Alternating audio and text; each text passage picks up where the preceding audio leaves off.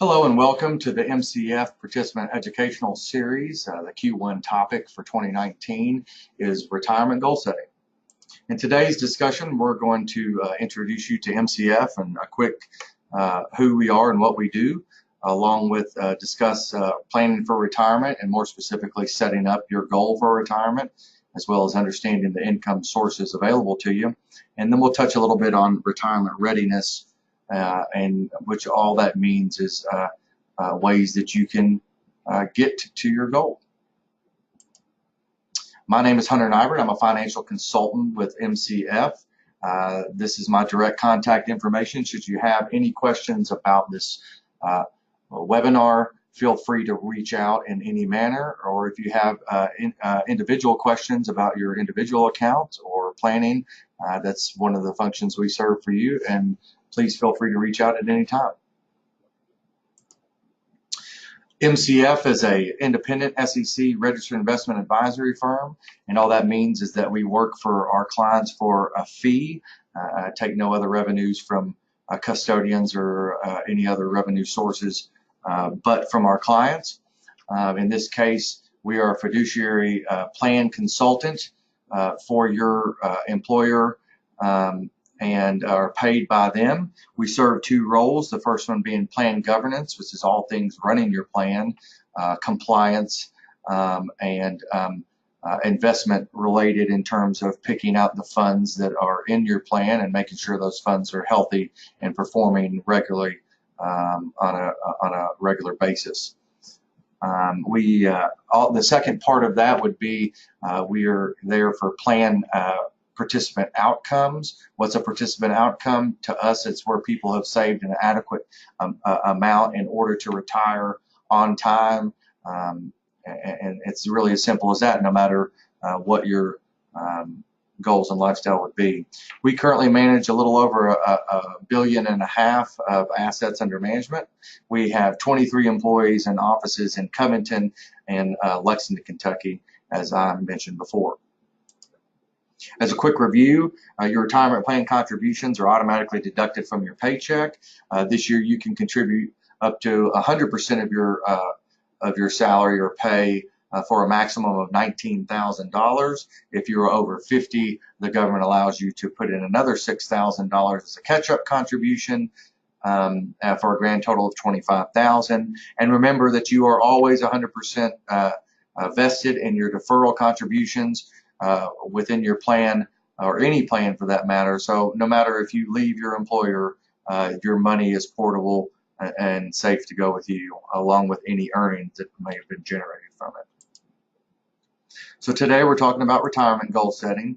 Whether you're planning to purchase a house or maybe a summer vacation, we usually start by asking how much is it going to cost.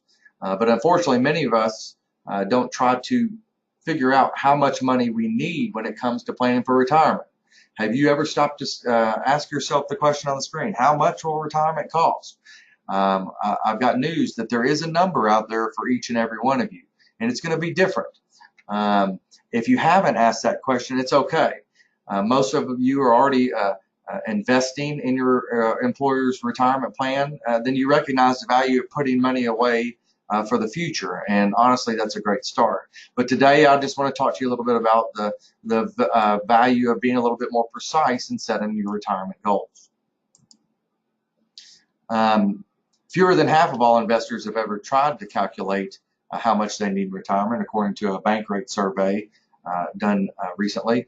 And those who have run the numbers tend to be more confident in the prospects, and honestly, that's just because they're armed with information that allows them to know what they need to get to in terms of deferral or spending and those kind of things.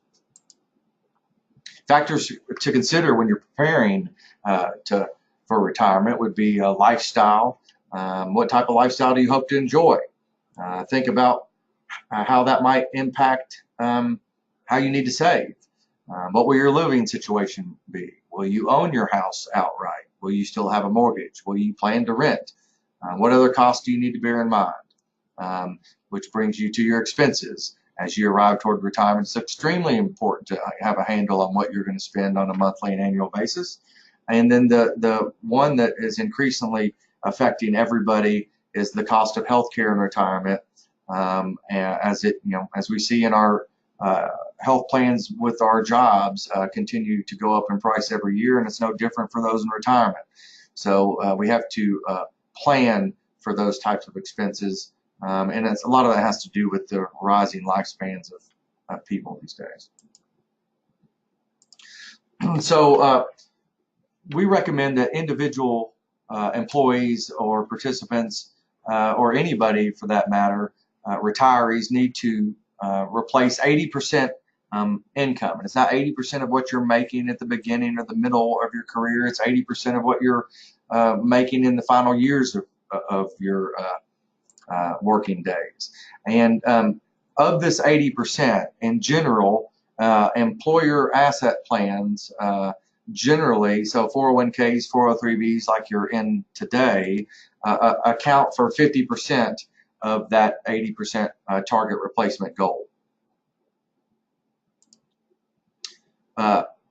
Various sources of income that contribute to that 80% are things like Social Security, a qualified retirement plan such as the one that you're in, other retirement accounts, and personal savings as well. Social Security,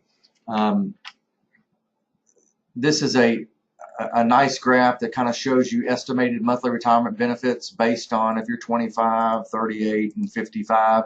It doesn't assume any salary increases.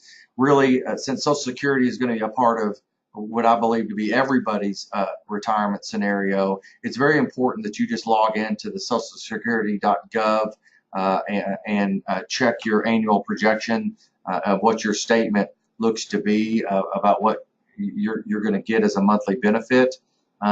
They've really quit sending statements all in general. I've not gotten one in years. So it's very important that you consider this source when planning for retirement and know exactly how much that's going to be applied to your replacement income. Assets outside your qualified retirement plan might include an IRA if you've had a 401k or even a pension that you've rolled to an IRA from a previous employer, personal savings accounts, stocks, bonds, mutual funds. Some of those things might be stuff that you've saved outside the plan. Some of it might be something that you've inherited, but all those things nonetheless need to be accounted for and planned for replacement income. Other types of retirement accounts would be a defined benefit pension plan. Some of you might have spouses, or you yourself have been in the military, might have a military pension, maybe a National Guard pension. Those kind of things, you need to understand how much those are going to pay you and for how long, as well as insurance products some people have purchased, such as an annuity as well. This graph here just shows that, honestly, the advantage that pre-tax contributions have. In this case, it compares someone, two scenarios, putting in $250 a month over a 30-year period into a qualified account such as your 401k or 403b on a pre-tax basis, and versus putting in a taxable account, a regular account, in which you pay 25% tax on as well. Look at that. After 30 years, the difference is over $62,000. That's impressive, just to show you the advantage of pre-tax contributions.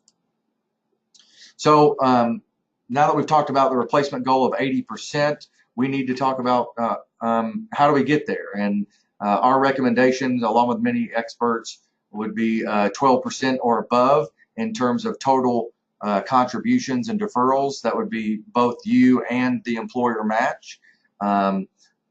This, in order to maximize reaching your replacement income target, it's suggested that you get there as soon as possible. And if you don't feel like that small moves won't help you, don't feel like all hope is lost. We can only do what we can do, but you'd be surprised about how much increasing 1% a year until you do reach this goal can do for you over time. This slide is just showing you the advantage of using time on your side, particularly for the younger people.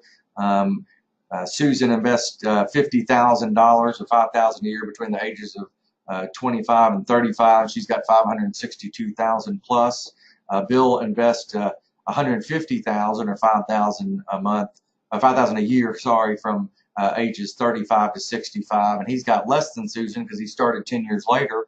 And then Chris, obviously, is who everybody should strive to be for, and that's you're saving $5,000 a year between 25 and 65, and through the miracle of compounding and using time to your advantage, Chris has got well over $1 million.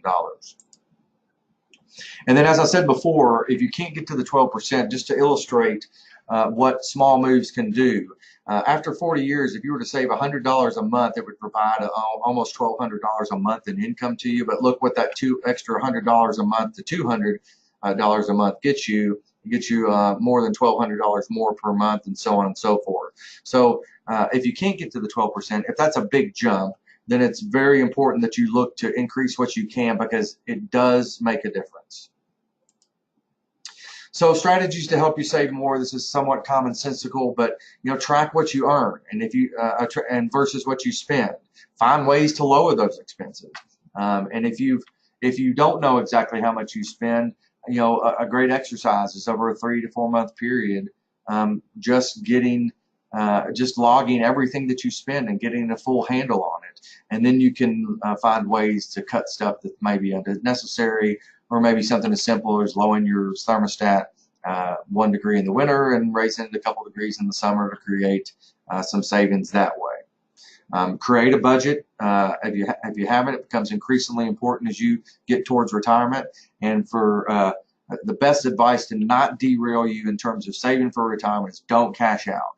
Don't cash out. Don't try to get loans against the account unless it's absolutely a necessary emergency. But don't cash out, because it will totally turn you upside down and make it very difficult for you to reach your goals. And then, just in review, envision your lifestyle retirement. Know all your potential income sources. Avoid common mistakes that many investors make, such as jumping out of the market because it's dipped at a certain time. Remain disciplined in your approach to reach your goals. And then lastly, we're here for you. If you have questions regarding your in particular savings rate or things that you can do, I'm able to help you. If you have questions about asset allocation, and if you're taking too much risk for your age, or things that you can do to put yourself in a better situation, use MCF as a resource, because it's paid for by your employer. We're here for you. We can assist you in the investment management process, helping you set up a customized strategy so you don't have to worry about those things anymore. Honestly, we can assess your needs to make sure that you're on track to do what you hope to do. So that's all I have for today. I hope you all found some of this information useful. Again, if you have any questions, please find my contact information. If that some reason gets lost, contact your HR person who will know how to get in touch with MCF Advisors. That's all I have for today. You all have a great day.